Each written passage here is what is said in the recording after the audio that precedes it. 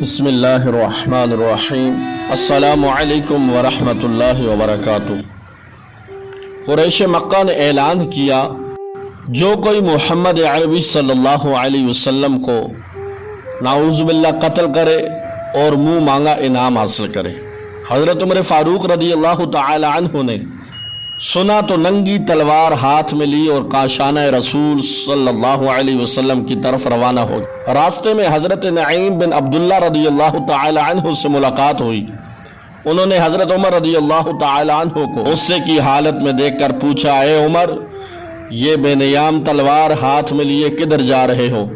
کہا، رسول خدا صلی اللہ علیہ وسلم کا سر لینے جا رہا ہوں، نعوذ باللہ۔ لیکن انہیں کیا علم تھا کہ محبوب خدا صلی اللہ علیہ وسلم کی دعا کام کر چکی ہے، اور اب میں سر لانے کے بجائے سر دے کر ہی آؤں گا۔ چنانچہ حضرت نعیم رضی اللہ تعالی عنہ نے فرمایا، پہلے اپنے گھر کا پتہ تو کرو۔ وہ بولے، اپنے گھر کا حال بھی معلوم ہے تم کو کہ ہم شیرہ مسلمان ہو چکی معلوم ہے تم کو؟ جب سنا کہ میرا بہنوئی اور بہن اس نبی کا کلمہ پڑھ کر حریم اسلام میں داخل ہو چکے ہیں تو غصے میں اور زیادہ بھڑک اٹھے، تو آستانہ نبوت کے بجائے سیدھے بہن کے گھر گئے۔ اس وقت وہ دونوں میاں اور بیوی حضرت حباب رضی اللہ تعالی عنہ سے قرآن مجید سیکھ رہے تھے۔ غضب ٹوٹا۔ عمر دہلیز پر جس وقت چڑھتے تھے وہ دونوں حضرت حباب سے قرآن پڑھتے تھے۔ آپ نے دروازے پر دستک دی، پوچھا کون؟ غضبناک آواز میں کہا، عمر آیا ہے۔ عمر کا نام سنا تھا کہ جسموں پر کپ کپی طاری ہو گئی۔ حضرت حباب رضی اللہ تعالی عنہ نے جلدی سے قرآن مجید کو بند کیا اور چھپ گئے۔ عمر داخل ہوئے، جب گھر کے اندر سخت غصے میں سنی آہٹ تو فوراً چھپ گئے حباب پردے میں۔ حضرت عمر رضی اللہ تعالی عنہ نے مکان میں داخل ہوتے ہیں اور پوچھا کہ میرے آنے سے پہلے تم کیا پڑھ رہے تھے؟ آپ کی بہن بولی، ہم اپنے سچے اللہ کی کتاب قرآن مجید پڑھ رہے تھے۔ اس پر حضرت عمر کہنے لگے، اس کا مطلب ہے تم بھی اسلام میں داخل ہو چکے ہو؟ آپ کی بہن نے ہاں میں جواب دیا۔ عمر کہنے لگے، بہن، بہتری اس میں ہے کہ اسلام کو چھوڑ دو ورنہ مرنے کے لیے تیار ہو جاؤ۔ آپ کی بہن نے جواب دیا، اے عمر، اب یہ جان تو جا سکتی ہے مگر ایمان نہیں جا سکتا۔ بہن بولی، عمر، ہم کو اگر تو مار بھی ڈالے، شکنجوں میں کسے بوٹیاں کتوں سے نچوا لے، مگر ہم اپنے دین حق سے پھر نہیں سکتے۔ بلندی معرفت مل گئی ہے، گر نہیں سکتے۔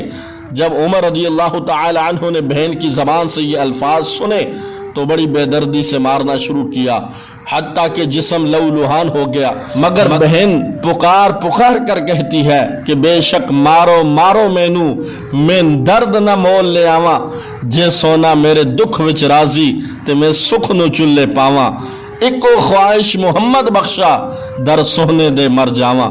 حضرت عمر رضی اللہ تعالی عنہ مار مار کر تھک گئے تو دل میں خیال آیا کہ پوچھو تو صحیح، آخر وہ کون سی چیز ہے کہ جس نے تمہیں اسلام کو نہ چھوڑنے پر مجبور کر دیا؟ کہنے لگے، بہن مجھے بھی دکھاؤ جو تم پڑھ رہے تھے۔ بہن نے کہا، عمر، لا یمسہ الا المطہرون، اسے صرف پاک انسان ہی چھو سکتا ہے اور تم پلید ہو۔ بہن نے کہا، پہلے غسل کرو پھر قرآن مجید کو ہاتھ لگانا۔ چنانچہ عمر اٹھے اور غسل کیا، پھر قرآن مجید کو پکڑا اور سورہ طٰہٰ کی تلاوت شروع کی۔ دل کی کیفیت بدل گئی، آنکھوں سے آنسو جاری ہو گئے۔ کہنے لگے، جہاں سے تمہیں یہ دولت دین و ایمان حاصل ہوئی ہے مجھے بھی وہاں لے جاؤ۔ آپ کی اسلام کی طرف رغبت کو سن کر حضرت حباب رضی اللہ تعالی عنہ جو مکان کے حصے میں چھپے ہوئے تھے فوراً آپ کے پاس آ گئے اور کہا، اے عمر، تجھے مبارک ہو کہ محبوب خدا صلی اللہ علیہ وسلم کی دعا آپ کے حق میں قبول ہو چکی ہے۔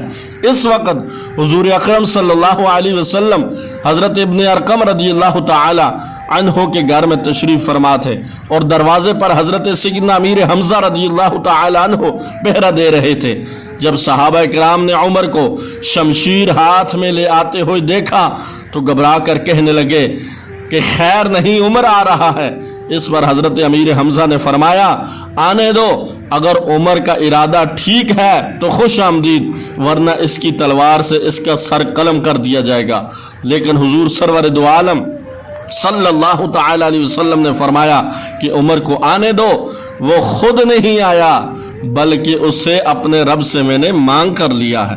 چنانچہ حضرت عمر رضی اللہ تعالی عنہ حضور کے قدموں میں گرے اور ادب سے عرض کیا حاضر ہوا ہوں سر جھکانے کو، خدا پر اور رسول پاک پر ایمان لانے کو۔ ادھر حضرت عمر رضی اللہ تعالی عنہ نے اشہد ان لا الہ الا اللہ واشہد انک عبد اللہ ورسولہ پڑھا۔ یہ کہنا تھا کہ ہر جانب صدائے مرحبا گونجی، فضا میں نعرہ اللہ اکبر کی صدا گونجی۔